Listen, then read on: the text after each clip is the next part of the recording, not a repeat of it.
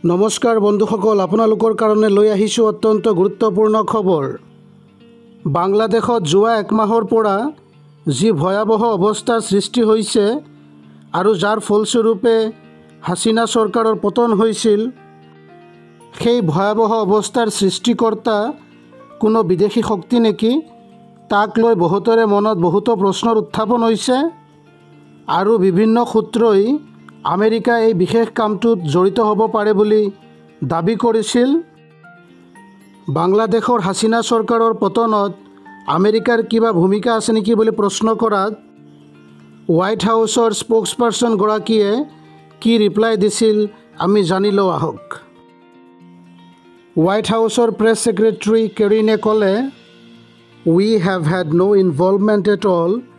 Any reports or rumors that the United States government was involved in these events is simply false. That is not true."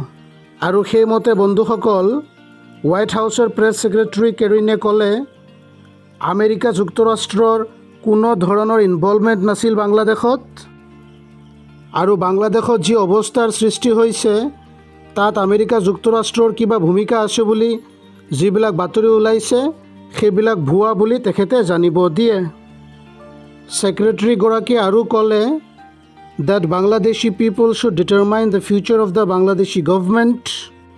আৰু সেইমতে বন্ধুসকল, বাংলাদেশৰ চৰকাৰৰ ভৱিষ্যত কি হ'ব ইয়াৰ সিদ্ধান্ত বাংলাদেশৰ জনগণে ল'ব লাগে বুলি তেখেতে প্ৰেছ বাৰ্তাত জানিব দিয়ে।